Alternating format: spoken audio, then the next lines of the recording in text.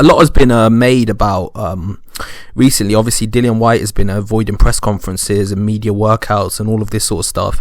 That a lot of people have been saying, like, what's going on with Dillian White? How come he's not showing up to these press conferences or doing any of this stuff?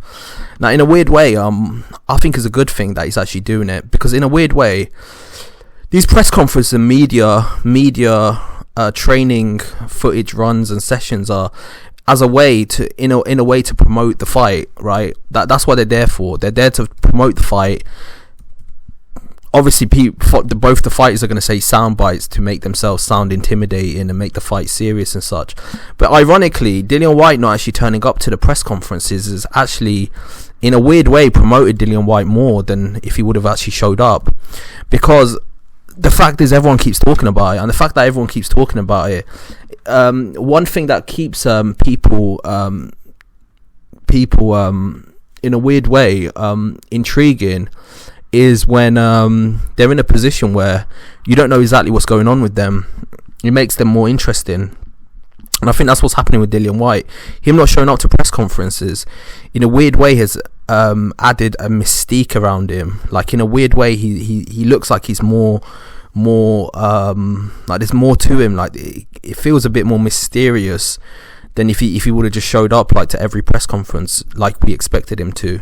So with that being said, I just think in a weird way it could help Dillian White. Obviously, Frank Warren's getting pissed off, and you got like what's his name, Tyson Fury talking about he's the one that's actually carrying this event and all of this stuff. But the sad thing is, not that many people are really talking about Tyson Fury that much. They're talking more about Dillian White. Now, don't get it twisted, they do expect Tyson Fury to win, most people, but let's be 100% real. The person that's getting the press more than most is Dillian White. And I feel like, in a weird way, it's strategic as well, because we all know Tyson Fury likes to play games and like mess with his opponent's heads and stuff. The fact that Dillian White is not around it's not. I'm not saying it fucks with it messes with Tyson Fury's head, because I don't think it affects him. But in a weird way, it's not allowing Tyson Fury to do what he does best, which is get inside his opponent's head. So it might work out to Dillian White's advantage. Now, I'm not laying on this and saying this is the reason why he's going to win the fight. It's more based on strategy. But the fact that he doesn't care about the media and he's just doing whatever he wants might work out well for him, and he doesn't have to worry about media obligations. All he needs to do is train hard.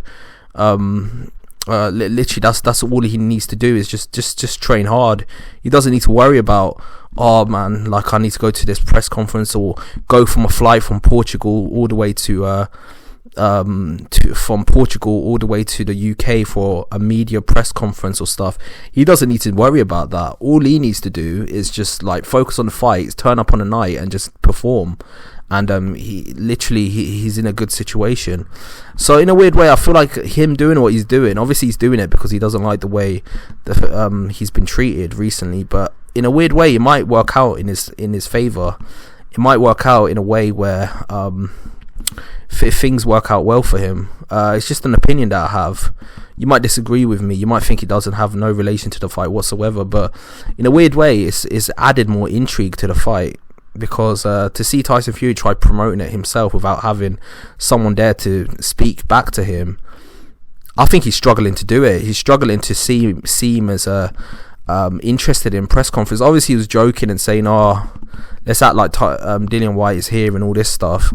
But the fact of the matter is, right? The fact of the matter is, he's struggling to promote this. That's why Frank Warren is so annoyed.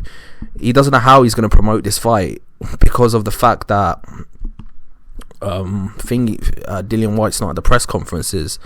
So yeah, I think this is an interesting strategy. We'll see what happens. But I'm not saying this is the reason why he'll win the fight. He still has to have the strategy. And let's be real, Tyson Fury is an elite heavyweight. He's not a bum.